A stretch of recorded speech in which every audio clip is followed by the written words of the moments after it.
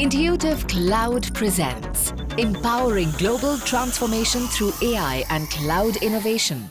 Hello and welcome to this special podcast, Empowering Global Transformation through AI and Cloud Innovation, presented by Intuitive.Cloud and powered by CNBC-TV18. I'm Radhika Sinha, and in today's rapidly evolving digital landscape, the fusion of AI and cloud isn't just shaping the future, it's actually redefining it. And leading this wave of change is a company helping Fortune 1000 enterprises transform their tomorrow.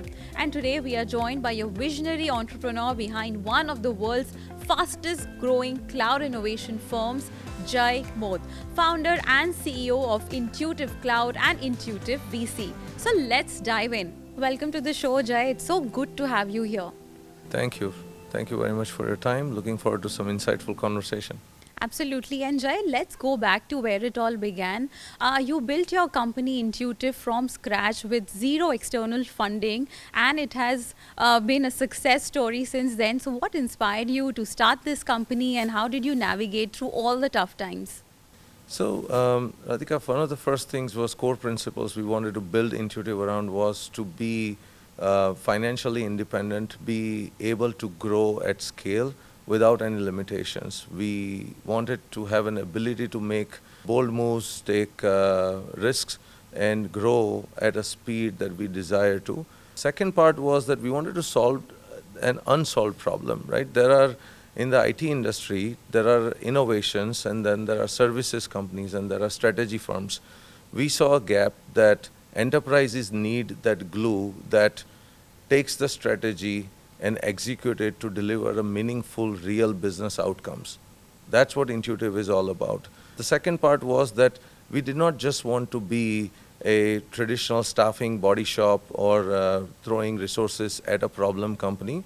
What we wanted to do always was to blend an innovation, automation, and engineering together to deliver meaningful outcomes for the enterprise customers. And that is where we saw an opportunity, and we've successfully executed to it. Matter of fact, we recently crossed over $100 million in revenue, and we are tracking to $250+ million revenue in next 3 years, both organic and inorganic. So being financially independent, not taking any debt or equity, helped us really in shaping up the company where we are. Now, what we see today is that foundational elements that we had and the core values we had has created a DNA of a company that is fearlessly leading in this emerging market space. Well, that's really inspiring, and that kind of resilience and clarity of thought not just builds a company but also sets the tone for evolution. So now, speaking of evolution, you've been in the industry for really long, and you've seen how AI is reshaping industries. So according to your experience, how do you think AI is actually changing the game in sectors like healthcare, banking, and even life sciences? So first of all, AI has been there forever, right? For a number of years, right? In 80s and 90s, AI existed. The applied AI or the use of AI at industrial scale is what has started now, right? We've been the big believer in data and AI industry for the longest time. My business partner, Indy, and I, we've been investing in number of bleeding edge startups in data, AI, quantum computing. So we are banking on the future led by AI. There are a lot of great things that we see happening. If I talk specifically around what it's doing to the industry, so we support today 3 major industries: banking, financial services, insurance, healthcare, life sciences, and heavy industries, manufacturing, CPG, energy, oil and gas. In every specific industry, AI is making the waves and driving the efficiency like never before. If I were to simplify it, look at what the emergence of or evolution of rotary phones to AI-enabled smartphones did, right? What the computers did to the world. End of the day, AI is going to be just another innovation, but this one is going much faster than anything else happened before. In healthcare, AI is being used to transform the patient care, the patient outcomes, the way we diagnose the problems, the speed at which we diagnose the problem, the accuracy, the consistency. Now we no longer have to wait for that one special doctor somewhere sitting in one city and wait for 9 months before you get an appointment. Now AI is enabling a lot of doctors to be able to diagnose much faster with much more higher accuracy and the consistency. In financial services, if you look at it, how we used to transact before versus today, it has a lot to do with AI. How the loans are approved, every single process is getting automated. In industries, right? Industrial IoT has been a big revolution backed by AI. Today, we know when the machine is going to break predictively. We know when the pipeline is going to leak or it's leaking. We know to even define what actions to be taken by the machine or the autonomous systems in the absence of humans. So I think it's taking out a lot of inefficiencies and chaos out of the system. If I have to look at it minimally, it takes a lot of bureaucracy out of the system. It reduces the chaos and the conflicts that were in the system, inconsistencies in the system. It is actually acting as a knowledge broker for normal human beings. So you don't have to be a super smart, intelligent person to figure something out now. A simple common person can also figure out the same logic, right? Now, the next level of AI is a little bit different. It is agentic AI. It has basically reasoning. It has a way it learns you and reacts and make decisions on your behalf.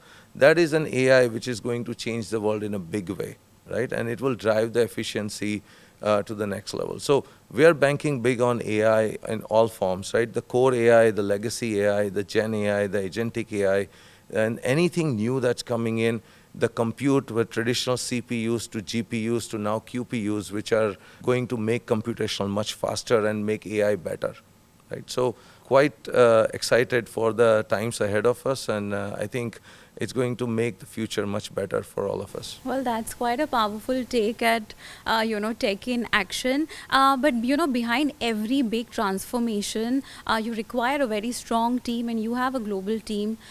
India has also played a huge role in your growth story. So how are you tapping into the country's tech talent, and what makes them stand out globally? So, Radhika, we never took India as the cost arbitrage center, right? We started Intuitive in 2012. We built it in US till 2015. First time we hired resources and professionals in India in end of 2015.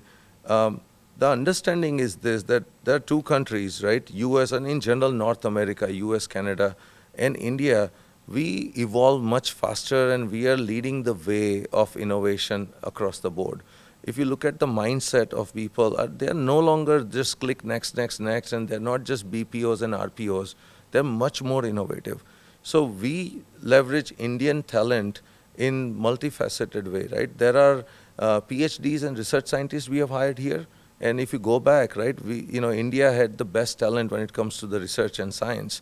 So that DNA still stays there. And then the other side, we've hired a lot of young, very aggressive, tenacious professionals. So the marriage of two, levered by the strategy and the exposure Intuitive has across the global enterprises, I think that's what is making it a successful combination. So Jay, Intuitive is working on a couple of exciting things like agentic AI and also AI-led platform engineering. So for those of us who aren't familiar with this, please explain what is this and where is it headed? Yeah, so I'll make it very simple, right? So cloud, right? So private cloud, public cloud, hybrid cloud, or multi-cloud, which is what most enterprises use today, that's a digital highway. Just look at that as a digital highway. It's a platform, it's a plumbing for you to host agile infrastructure that can scale and drive value for your business. Platform engineering, application modernization, those are the ways to accelerate the innovation and implement applications in a much faster, secure, scalable, and a resilient way. Now you don't have to worry about the state of the application and where it sits. Data is the fuel. AI is the engine, or I would say motor in the world of EV, right? And then security and governance are the brakes. not to slow you down, not to slow the enterprise down, but to accelerate the innovation and transformation with confidence. So that's what Intuitive does. We build the digital highway, we curate the data, which is the high quality fuel. We build the AI systems, right, and applied AI, not just traditional POCs. We do POCs, the POVs, and proof of scale. So proof of concept, proof of value, proof of scale with security and governance is what we are doing for the larger enterprises. So I think in the emergence of AI, cloud is the big enabler for how fast we are able to consume AI and implement AI. So, Jay, what are the key differentiators that Intuitive has that makes global enterprises want to partner with you? So, Radhika, we have few different areas of focus that makes enterprises look at Intuitive as a strategic partner, right?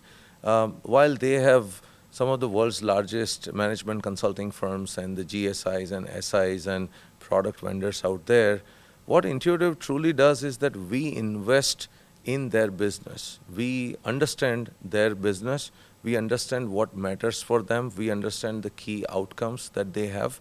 We understand that what is success for them.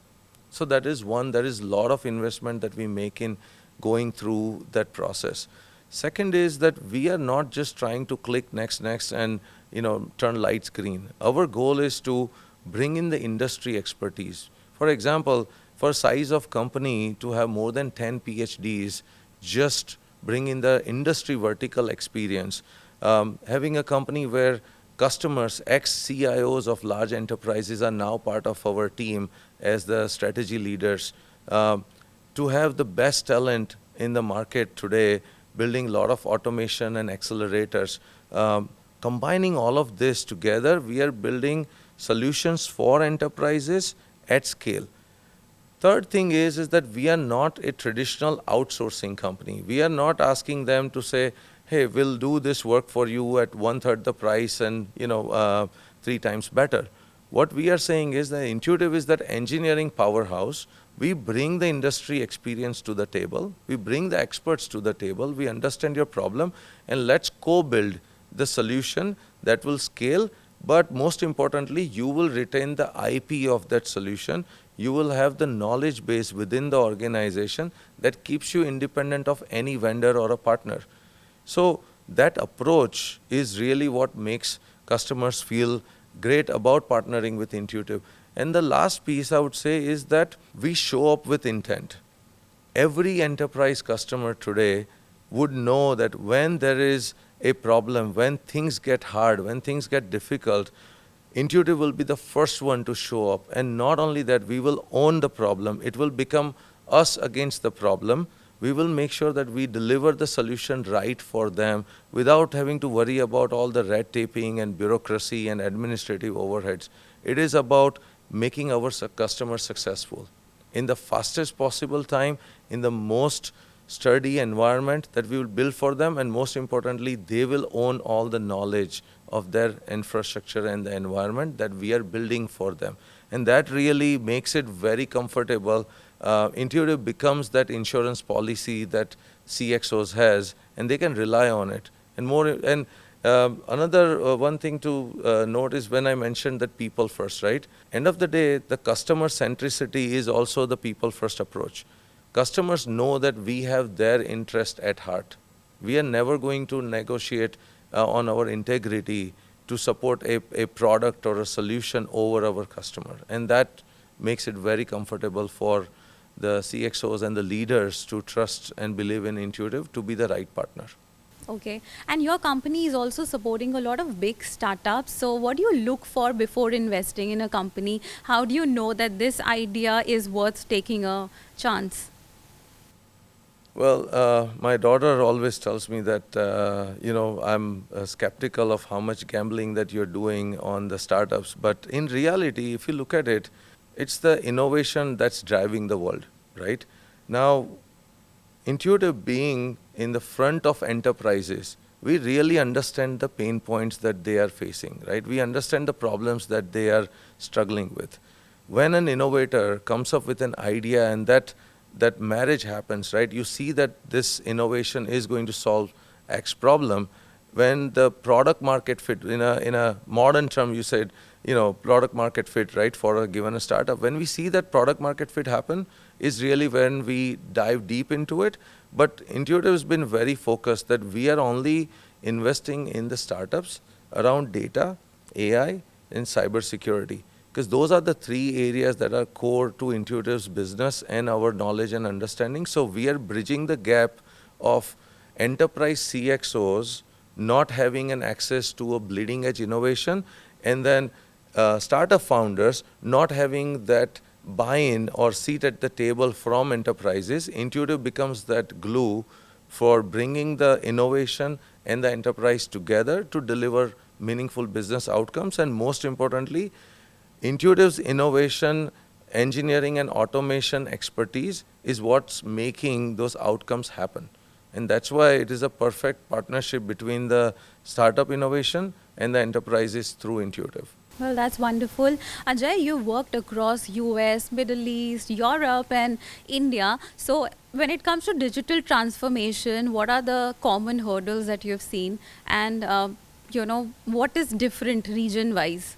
So again, I wouldn't comment in a geo space because most of our enterprise customers are based out of North America and Europe.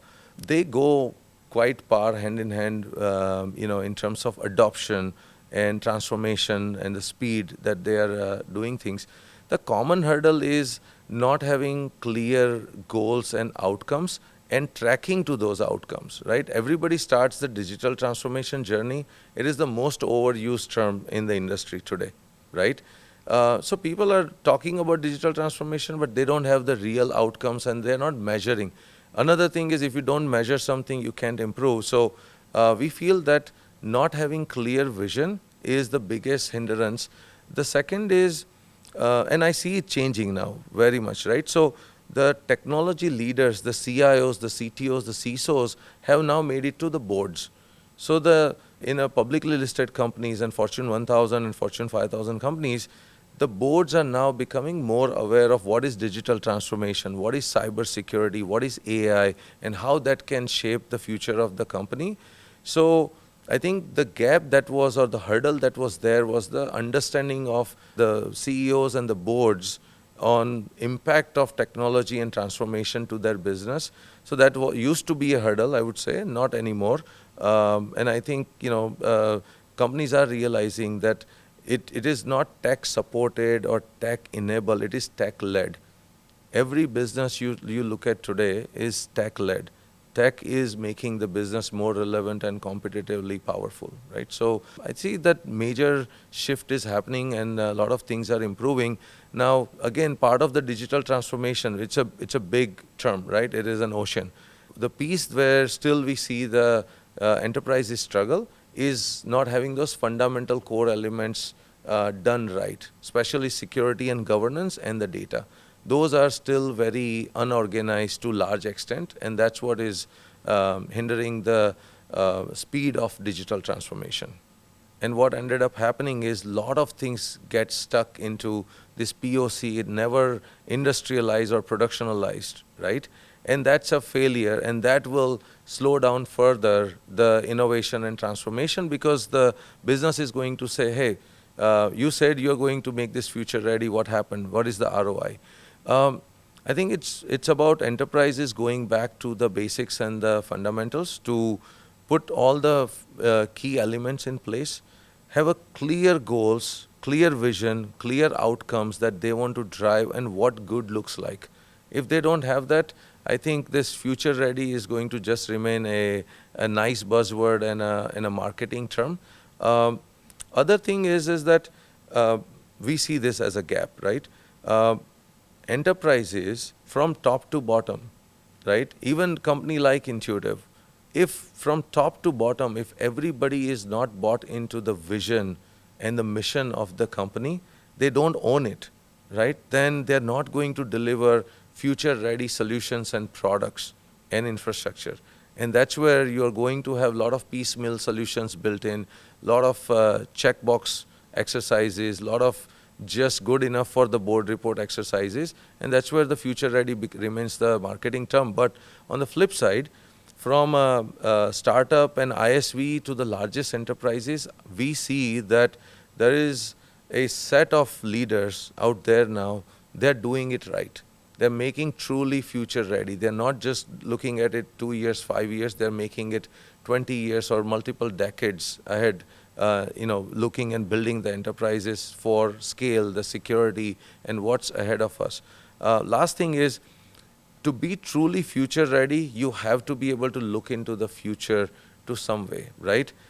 Gen AI came, the world went crazy and everybody talked about it. Nobody really saw that coming, right?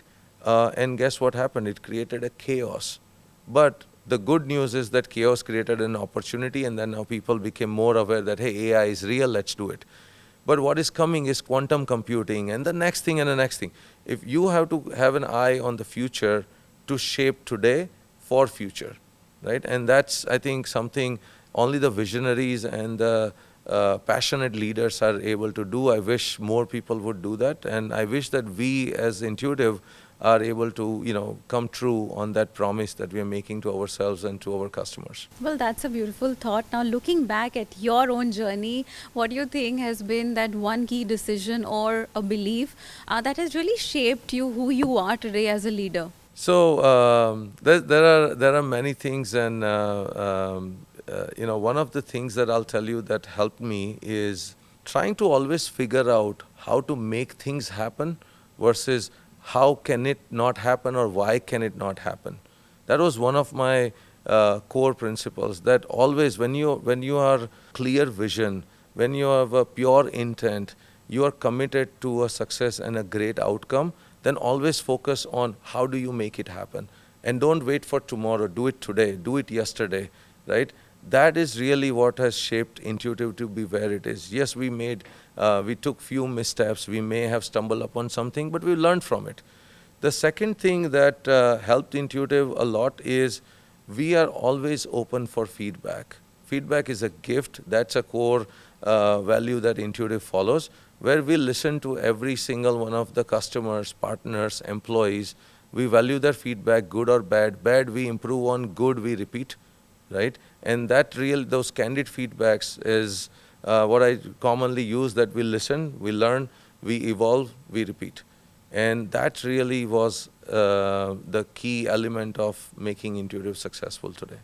Well, that's some key advice for all the young professional who wants to make it big in the tech space. Now, before we end this conversation, one last question to you, Jay. Where do you see Intuitive go from here in the next 5 or 10 years maybe? So we are very clear as a company. You speak to any employee in the company, they know the vision of Intuitive. We are very open and vocal about it. Because end of the day, we need everyone to come together to make that vision a reality, right? Our goal is, as I said, in 3 years, we want to cross $250 million in revenue led by data and AI, as well as AI-enabled application modernization and platform engineering. That's where we are focused on. Again, we don't know the future too far out, but 10 years, Intuitive will be definitely one of the top-notch, highly respected premier consulting company on a global landscape. Well, that's really ambitious, and good luck with that. Thank you so much, Jai, for taking out the time for this conversation. Thank you very much. Well, what a deep, powerful dive into the world of intelligent cloud, bold leadership, and the real potential of AI when it's applied with purpose. From building values-driven company to backing the next generation of disruptors, Jay's story reminds us that the future isn't just about technology, it's actually about vision, culture, and courage. And that's a wrap on this episode of Empowering Global Transformation through AI and Cloud Innovation. This is Radhika Sinha signing off. Thanks for listening and see you next time. Intuitive Cloud presents Empowering Global Transformation through AI and Cloud Innovation.